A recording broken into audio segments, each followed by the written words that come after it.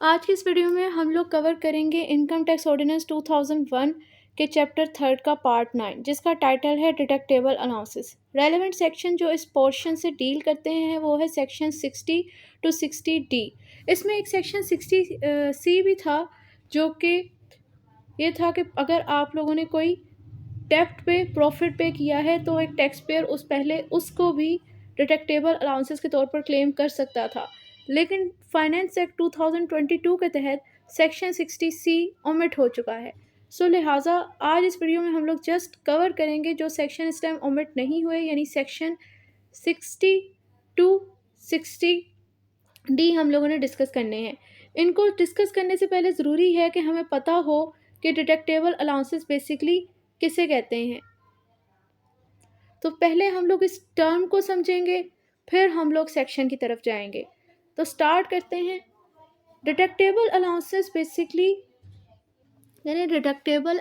Basically वो expenses होते हैं जो कि एक टैक्स पेयर अपनी टैक्स ईयर के अंदर टैक्स लाइबिलिटी को कम करने के लिए यूज़ करता है। यानी इन शॉर्ट आप ये कह सकते हो कि जो उसकी टैक्स ईयर में जो टोटल टैक्सेबल इनकम बनाने के लिए वो इन एक्सपेंसेस को यूज़ करता है। इसको एक इस तरह एक सिनेरियो समझते हैं कि जब आपको एक टैक्स ईयर में आपकी टोटल इनकम होती है टैक्स पेयर की, लेकिन उसकी टोटल इनकम के ऊपर टैक्स नहीं लगता, लॉ में टैक्स लगता है टैक्सेबल इनकम में। तो टैक्सेबल इनकम को जितनी कम होगी उतनी आपकी टैक्स लायबिलिटी कम होगी। तो इसलिए टैक्स पेयर क्या करता है कि अपनी उस टोटल इनकम में से जो भी उसके पास कोई एक्सपेंसेस होते हैं जो कि वो क्लेम कर सकता है, जैसे कि डिडक्टेबल अलाउंसेस, उनको वो क्लेम करके अपनी टैक्सेबल इनकम अपनी रिड्यूस कर लेता है। और जब टैक्सेबल इनकम कम हो जाती है तो इन शॉर्ट उसकी टैक्स लायबिलिटी कम हो जाती है। मिसाल के तौर पर ये समझ लें कि अगर एक पर्सन की टोटल इनकम 8 लाख है, अब 8 लाख के ऊपर तो टैक्स लग रहा है, 6 लाख बिजनेस और सैलरी दोनों वालों की एग्जैम्प्ट है। तो वो क्या करेगा, अगर तो उसने 2 लाख रुपए कोई डिडक्टेबल अलाउंसेस की मद में पे किए होंगे, जैसे कोई ज़कात पे की होगी, कोई वर्कर वेलफेयर फंड में कोई पैसे पे किए होंगे, तो वो टैक्स अपने वो जो एक्सपेंसेस हैं वो 2 लाख रुपए के निकाल के अपनी जो टोटल इनकम उसकी 8 थी वो 8 से 6 बना लेगा, और जो उसकी 6 लाख इनकम होगी वो उसकी टैक्सेबल इनकम होगी, जिसके ऊपर बेसिकली हम लोगों ने उसकी टैक्स लायबिलिटी निकालनी है कि उस पर कितना टैक्स बनेगा। जो कि 6 लाख पर जो कि एग्जैम्प्ट ऑफ टैक्स है, इसलिए वो बच जाएगा टैक्स देने से।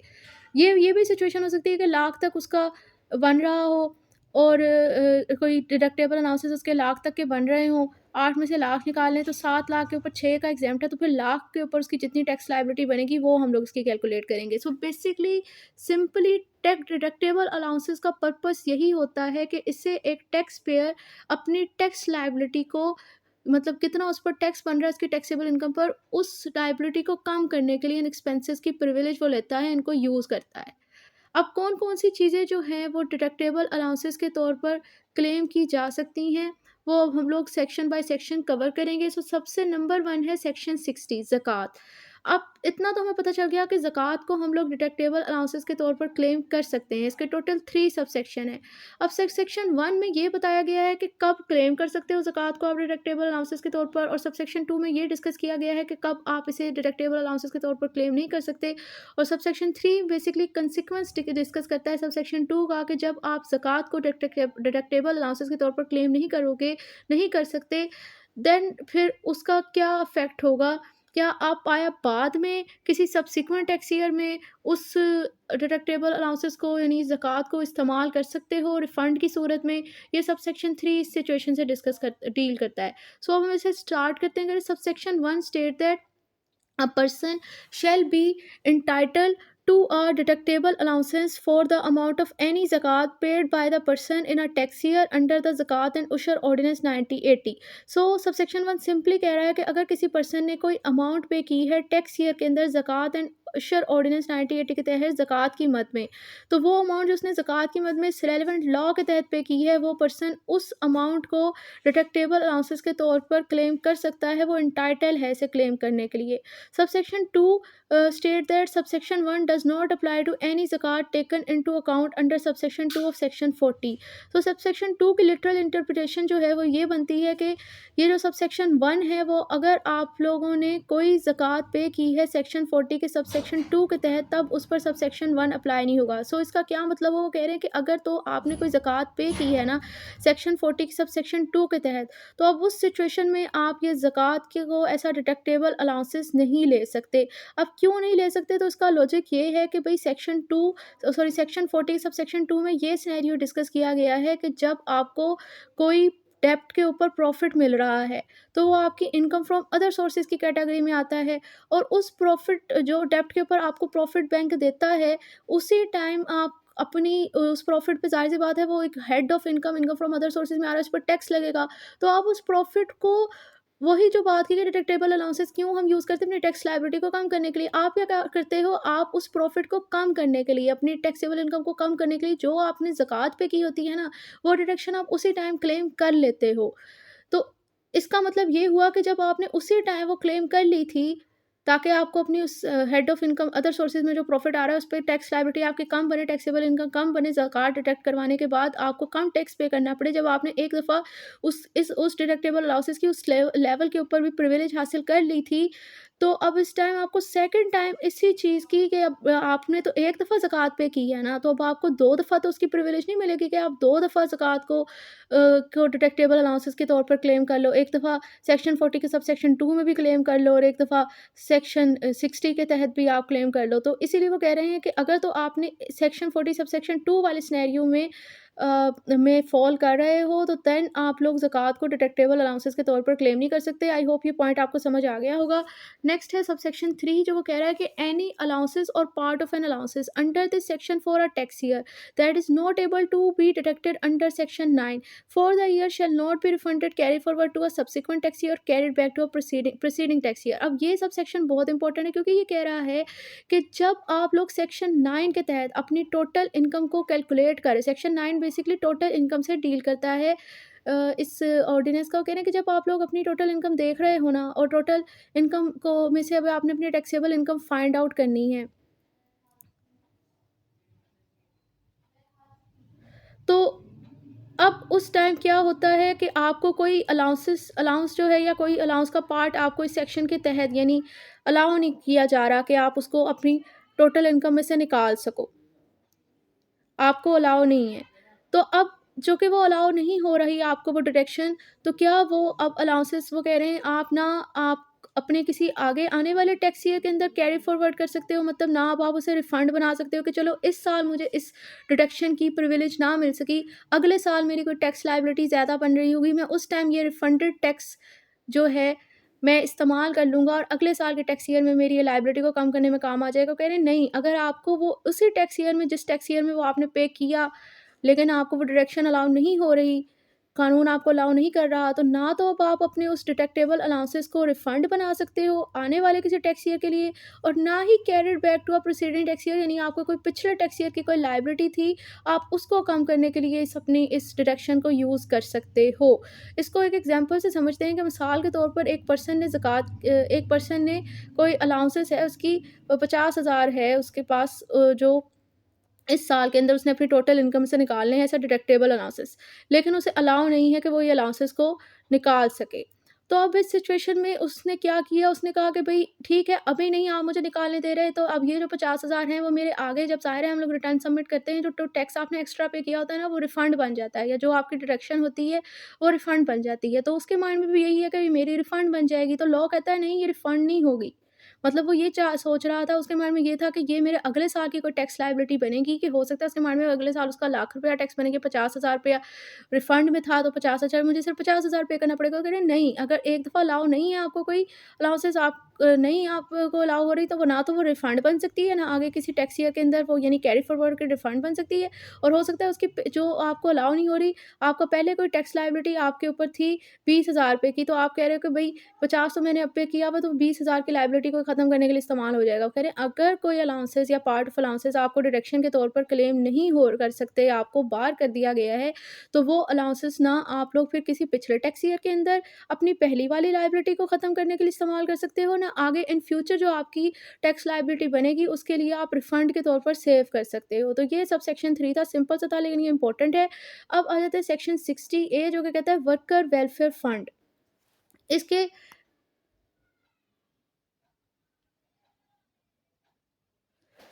इस सेक्शन में क्या चीज़ डिस्कस हुई, इसमें बेसिकली 2 ही सिचुएशन डिस्कस की गई हैं कि ज ये तो आपको पता चल गया ना कि वर्कर वेलफेयर फंड को आप लोग डिडक्टेबल अलाउंसेस के तौर पर क्लेम कर सकते हो। लेकिन इस सेक्शन में भी 2 सिनेरियो डिस्कस किए गए हैं कि कब आप लोग इसे डिडक्टेबल अलाउंसेस के तौर पर क्लेम कर सकते हो और कब नहीं कर सकते। तो क्या कहता है section state that a person shall be entitled to a deductible allowances for the amount of any worker welfare fund paid by a person in a tax year under worker welfare fund ordinance 1971 or under any law relating to the worker welfare fund enacted by province after the 18th constitutional amendment act 2010। वो कह रहे हैं अगर किसी person ने कोई amount पे की है ऐसा वर्कर वेलफेयर फंड, और वो जो वर्कर वेलफेयर फंड की अमाउंट उसने पे की है, या तो वो अमाउंट उसने पे की है किसी वर्कर वेलफेयर ऑर्डिनेंस 1971 के तहत, या फिर उसने किसी ऐसे कानून के तहत पे की है जो कि इसी वर्कर वेलफेयर फंड से ही रिलेटेड है, लेकिन वो एक प्रोविंशनल लॉ है जो कि 18वीं तरमीम के बाद बना है। मतलब अगर उन कह रहा है कि इसने इस वर्कर वेलफेयर और 97 से रेलेवेंट किसी कानून के तहत जो है, ये वर्कर वेलफेयर फंड में कोई अमाउंट पे की है टैक्स ईयर में, तो वो बंदा उस वर्कर वेलफेयर फंड की पेड अमाउंट को एज़ डिडक्शन क्लेम कर सकता है, डिडक्टेबल अलाउंसेस के तौर पर क्लेम कर सकता है, उसका राइट है। प्रोविज़ो में बेसिकली इसी रूल की एक्सेप्शन बताई जा रही है कि कब आप लोग इस वर्कर वेलफेयर फंड को डिडक्टेबल अलाउंसेस के तौर पर क्लेम नहीं कर सकते। तो कह रहे provided that this section shall not apply in respect of any amount of worker welfare fund paid to the provinces by a trans provincial establishment. तो ये सेक्शन तब अप्लाई नहीं होगा किसी ऐसी अमाउंट के ऊपर जो कि प्रोविंस को पे हुआ है, ऐसा वर्कर वेलफेयर फंड ही पे हुआ है, लेकिन पेमेंट कहाँ से आई है? ट्रांस प्रोविंशनल एस्टेब्लिशमेंट से। अब ट्रांस प्रोविंशनल एस्टेब्लिशमेंट क्या है? ट्रांस प्रोविंशनल एस्टेब्लिशमेंट बेसिकली एक ऐसी प्रोविंशनल एस्टेब्लिशमेंट है जिसकी एक ही सिंगल प्रोविंस में एक से ज़्यादा ब्रांचेस हैं।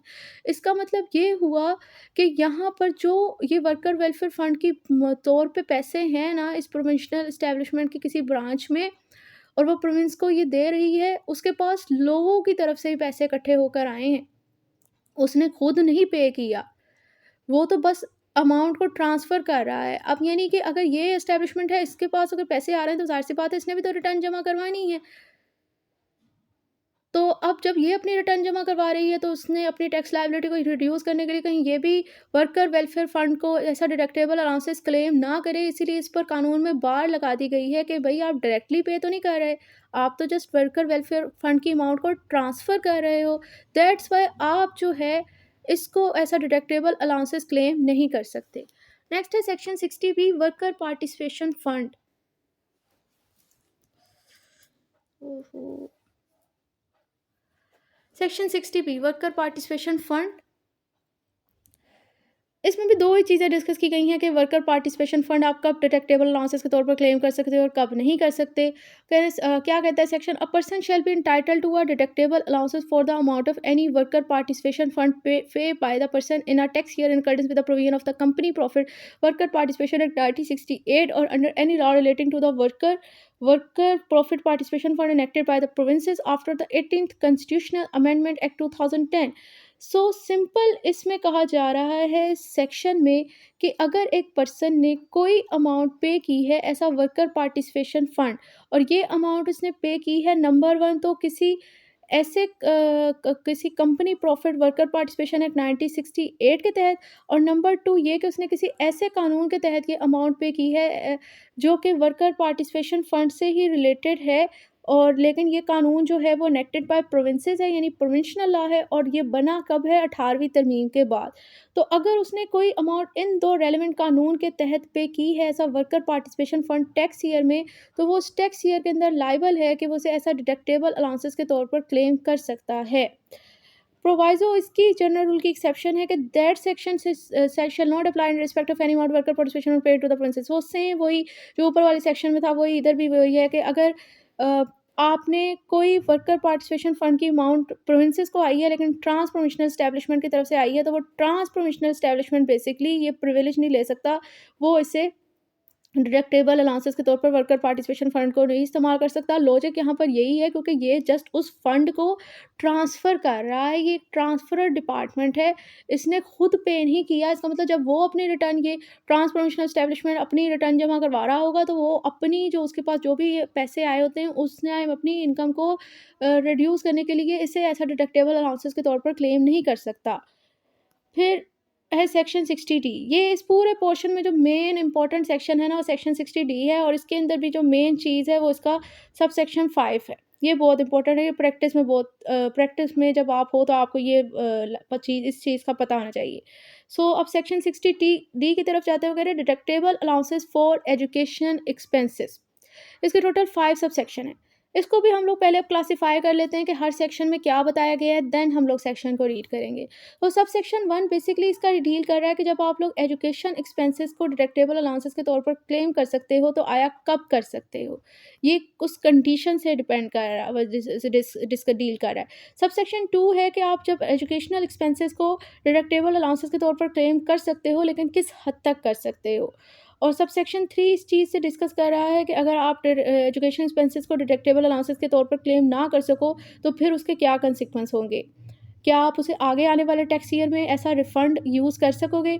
सबसेक्शन 4 जो है वो बेसिकली डील कर रहा है कि ये जो सेक्शन 60D की को में जो बंदा डिडक्टेबल अलाउंसेस के तौर पर एजुकेशनल एक्सपेंसेस को क्लेम कर रहा है, वो कौन पर्सन क्लेम कर सकता है? और सबसेक्शन 5 में है कि कौन सेक्शन 60D को की जो डिडक्टेबल अलाउंसेस है, उसे क्लेम नहीं कर सकता। सो अब इसे स्टार्ट करते हैं। Subsection 1 state that every individual shall be entitled to a deductible allowances in respect of tuition fee paid by an individual in a tax year. So अगर हम प्रोवाइडेड जो कि प्रोवाइडेड किसी जगह पे कानून में लिखा हो, तो उसका मतलब होता है कि जिस रूल के साथ लिखा हुआ है, उस रूल को पूरा होने के लिए इस कंडीशन का होना ज़रूरी है। तो प्रोवाइडेड्स को छोड़े अगर, तो पहले हम देखें तो उन्होंने सिंपल कह दिया कि हर इंडिविजुअल जो भी उसने टैक्स ईयर के अंदर ट्यूशन फ़ी पे की है, उसके हवाले से उसका राइट बनता है कि वो उस ट्यूशन फ़ी को डिडक्टेबल अलाउंसेस के तौर पर क्लेम कर सकता है। लेकिन साथ ही उन्होंने कंडीशन जोड़ दी इसके साथ, वो क्या करे, provided that the taxable income of the individual is less than 1.5 million rupees. अब 1 मिलियन में 10 लाख होते हैं, तो 1.5 मिलियन बना 15 लाख। तो वो कह रहे हैं कि ये जो बंदा ट्यूशन फ़ी को ऐसा डिडक्टेबल अलाउंसेस के तौर पर क्लेम कर सकता है, जिसका राइट है, वो पर्सन क्लेम कर सकता है जिसकी टैक्सेबल इनकम जो है उस टैक्स ईयर के अंदर 15 लाख से कम होगी। मतलब जिस टैक्स पेयर की इनकम टैक्स ईयर के अंदर 15 लाख से कम होगी और उसने कोई ट्यूशन फ़ी पे की होगी, तब वही बंदा जो है वो ट्यूशन फ़ी को डिडक्टेबल अलाउंसेस के तौर पर अपने उस टैक्स ईयर के अंदर जिसमें उसने पे किया होगा क्लेम कर सकता है। अगर तो उसकी 15 लाख से ज़्यादा होगी टैक्सेबल इनकम उस टैक्स ईयर के अंदर, तो बेशक उसने कोई ट्यूशन फ़ी पे की होगी, वो अब उसे डिडक्टेबल अलाउंसेस के तौर पर क्लेम नहीं कर सकता। यानी कि डिडक्टेबल अलाउंसेस के तौर पर ट्यूशन फ़ी को, एजुकेशनल एक्सपेंसेस को क्लेम करने के लिए ज़रूरी है कि आपकी टैक्सेबल इनकम जो है वो 15 लाख से कम हो। अब है subsection 2, wherein the amount of an individual deductible allowances allowed under subsection 1 for a tax year shall not exceed the lesser of। वो कह रहे हैं कि जो इंडिविजुअल ये सब जो अमाउंट जो है ना डिडक्टेबल अलाउंसेस के तौर पर इंडिविजुअल को अलाउ है सबसेक्शन 1 के तहत, मतलब जो एजुकेशनल एक्सपेंसेस को डिडक्टेबल अलाउंसेस के तौर पर आप क्लेम कर सकते हो, और जो अमाउंट आपको ऐसा एजुकेशनल एक्सपेंसेस डिडक्टेबल अलाउंसेस के तौर पर अलाउ है टैक्स ईयर के अंदर, वो नहीं ज़्यादा होनी चाहिए, लेसर ऑफ। इससे मुराद ये है कि इन तीनों अमाउंट्स में जो ए, बी, सी में डिस्कस की जा रही हैं, इनमें से जो अमाउंट सबसे कम होगी, वही अमाउंट जो है वो आप एजुकेशनल एक्सपेंसेस की मद में डिडक्टेबल अलाउंसेस के तौर पर क्लेम कर सकते हो।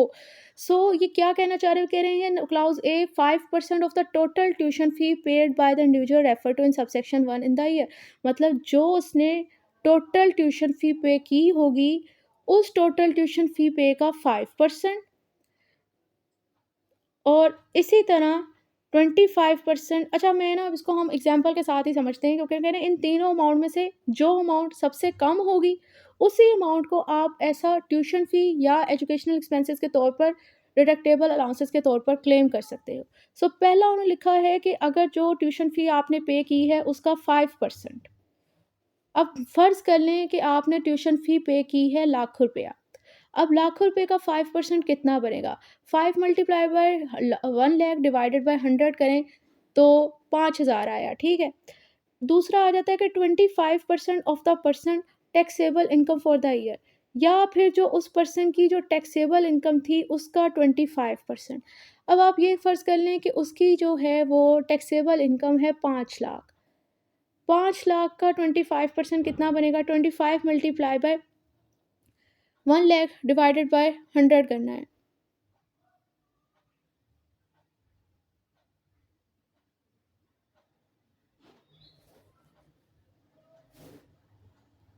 देखिए अब टैक्सेबल इनकम का 25% निकालना है, तो 25 मल्टीप्लाई बाय 5 लाख हम अज्यूम कर रहे हैं कि उसकी टैक्सेबल इनकम है, तो उसको हम लोग उसका क्या निकलेगा 25%, 5 लाख का 25% कितना निकला 12,500। तो अभी तक अब 5,000 और 12,500 में से कम अमाउंट कौन सी है, वो है 5,000। नेक्स्ट है c you can amount computed by the multiplying 60,000 with the number of children of the individual, या फिर उसकी जितने नंबर ऑफ चिल्ड्रन जिनके मतलब उसने ट्यूशन फी पे की है उसको आप 60,000 के साथ मल्टीप्लाई करें जो अमाउंट आएगी। फ़र्ज़ कर लें उस पर्सन के 4 थे बच्चे जिनकी उसने लाख रुपए हम लोगों ने एज्यूम की थी कि उसने ट्यूशन फ़ी पे की है, तो वो कह रहे हैं कि अब ये 4 बच्चे हैं ना, तो 4 मल्टीप्लाई बाय 60,000 करें, जो कि मेरे ख़्याल से 2,40,000 रुपए बनना है। सामने ही नज़र आ रहा है 60,000 मल्टीप्लाई बाय 4 बच्चे थे ना, ढाई सैकड़ा हज़ार 10 लाख, हाँ 2,40,000 ही बना है। अब आप खुद ही देखें कि 5,000, 12,500 और 2,40,000 में से कब सबसे कम अमाउंट कौन सी थी, 5,000। तो अब इस सिचुएशन के अंदर वो पर्सन जो कि एजुकेशनल एक्सपेंसेस की मद में को ऐसा डिडक्टेबल अलाउंसेस क्लेम कर सकता है, तो उसमें वो कौन सी अमाउंट को एजुकेशनल एक्सपेंसेस की मद में डिडक्टेबल अलाउंसेस क्लेम करेगा, जो इनका कम होगी, इन तीनों में से जिसका कम होगी, जो इसने डिस्कस कर दिया था सब सेक्शन 2 में। तो कम क्या आ रही 5,000, तो वो 5,000 को ही ऐसा एजुकेशनल एक्सपेंसेस के तौर पर डिडक्टेबल अलाउंसेस क्लेम कर सकता है। तो आई होप ये पॉइंट आपको समझ आ गया होगा। अगेन सबसेक्शन 3 वगैरह एनी अलाउंस और part of any allowance under this section for a tax year that is not able to be detected for the year shall not be carry forward to a subsequent tax year. फिर कोई allowances, कोई part of allowances जो इस section के अंदर tax year के अंदर आपको डिटेक्शन के लिए अलाउ नहीं था कि आप नहीं कर सकते थे, तो वो आगे जो है वो सब्सिक्वेंट टैक्स ईयर के अंदर भी कैरी फॉरवर्ड नहीं हो सकता, मतलब आप उसे रिफंड नहीं बना सकते। अब ऊपर वाले सिनेरियो में ही ले जाएं, जबकि मैंने कहा था कि भाई इस पर्सन ने बेचारे ने टोटल ट्यूशन फ़ी कितनी पे कर दी थी, लाख रुपया पे किया था, जबकि उसे इन तीनों में से जो लेस आना था वही डिडक्टेबल अलाउंसेस के तौर पर वो क्लेम कर सकता था एजुकेशन एक्सपेंसेस की मद में, जो कि 5,000 आ रहा था। तो बस 5,000 को ही वो क्लेम कर सकता था। अब बाकी के 95,000 का क्या होगा? तो वो सब सेक्शन 3 में बता दिया कि भई वो अलाउंसेस आपको अलाउ नहीं है, और जो आपको अलाउ नहीं है वो आगे सब्सिक्वेंट टैक्स ईयर में भी नहीं इस्तेमाल होगी। मतलब वो उसका रिफंड बन के भी वो उसको इस्तेमाल में नहीं, वो यूज़ नहीं कर सकता। अब सब सेक्शन 4 ये कहता है कि allowance under this section shall be allowed against the tax liability of either of the parents making payment of the fee। अच्छा यहाँ पर गलत लिखा हुआ है, फ़ी ऑन फर्निशिंग, अच्छा साथ में लिख दिया ना, fee on furnishing national tax number NTN और name of the educational institution. वो कह रहे हैं कि अगर तो सब सेक्शन 4 में बता रहा है कि ये डिडक्टेबल अलाउंसेस के तौर पर जो एजुकेशनल एक्सपेंसेस को क्लेम करा है कौन पर्सन कर सकता है, तो कह रही है कि बच्चों के वालिदैन ही कर सकते हैं। फीस कौन पे कर रहा है, वही कर रहे हैं, बच्चे खुद तो नहीं कर रहे हैं, मेहर का तो नहीं है। तो कह रहे हैं कि वो बच्चों के वालिदैन ही इसको इस्तेमाल कर सकते हैं, इस अलाउंसेस को अपनी जो उनकी टैक्स लायबिलिटी बन रही है ना उसको रिड्यूस करने के लिए।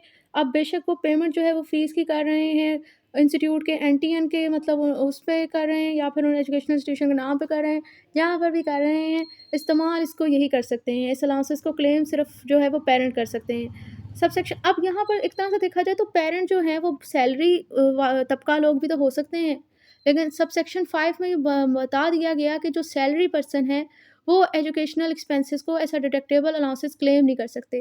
दैट्स वाई मैंने कहा था कि सबसेक्शन 5 इसका बहुत इंपॉर्टेंट है। प्रैक्टिस में आपको ये चीज़ पता होनी चाहिए, क्योंकि आपके पास कोई सैलरी वाला पर्सन आ जाए, हम उससे वही उसकी टैक्स लायबिलिटी को कम करने के लिए डॉक्यूमेंट्स मांगे और हम उससे कहें कि हाँ अपने बच्चों की स्कूल फीस भी ले आओ, लेकिन हम और अगर उसको भी थोड़ा बहुत कानून का पता हो तो उसे पता होगा कि भाई मैं तो इसको क्लेम कर ही नहीं सकता, इसका मतलब ये नया नया वकील है, कसाई है, मौसमी कसाई है, इसे तो पता ही नहीं है। तो अब इस सिचुएशन में ये आपको ये जो सबसेक्शन है ना इसका बड़ा इंपॉर्टेंट है। वगैरह सबसेक्शन 5 या आपको जनरल नॉलेज के लिए ऐसा टैक्स प्रैक्टिशनर आपको पता होना चाहिए। और सबसेक्शन 5 वो कह रहे हैं कि allowances under this section shall not be taken into account for computation of a tax deduction under section 149। कह रहे हैं यही अलाउंसेस जो इस सेक्शन के अंदर डिस्कस किए जा रहे हैं, जब हम लोग किसी पर्सन की टैक्स डिडक्शन की कैलकुलेशन कंप्यूटेशन कर रहे थे अंडर सेक्शन 149, तो अब इस सिचुएशन के अंदर ये अलाउंसेस जो है वो अंडर कंसिडरेशन नहीं लिए जाते। अब सेक्शन 149 जो है वो डील करता है deduction of a tax at source, वो भी सैलरी। मतलब जो आपका एम्प्लॉयर जब आपको सैलरी दे रहा होता है ना बेसिकली कानून के अंदर, तो वो है विद होल्डिंग एजेंट। उसने आपकी सैलरी पर जितना टैक्स बनना है वो उसने 149 इनकम टैक्स ऑर्डिनेंस के तहत डिडक्ट करके आपको देनी है। तो कह रहे हैं कि जब वो 149 के तहत आपकी वो डिडक्शन कर रहा है, तो उस सिचुएशन के अंदर ये जो अलाउंसेस हैं, वो उनको अंडर कंसिडरेशन में नहीं रखेगा कि अगर आपने कोई बच्चों के एक्सपेंसेस वगैरह किए हैं, तो वो ये अलाउंसेस मतलब आप ये कहो कि मैंने ये भी तो पे किए हैं, तो अब आप ये अलाउंसेस मेरे निकाल दें और वो आप उससे ज़्यादा सैलरी की डिमांड कर रहे हों, तो वो इस सिचुएशन में ये आपको अलाउ नहीं है, ये डिडक्शन सैलरी वाले पर्सन क्लेम नहीं कर सकते अपनी रिटर्न में। तो अब आपके पास ये हो गया सेक्शन 60 डी भी, और इसी के साथ हमारा ये पोर्शन हो गया कंप्लीट। अब इंशाल्लाह नेक्स्ट वीडियो में हम लोग नेक्स्ट सेक्शन डिस्कस करेंगे।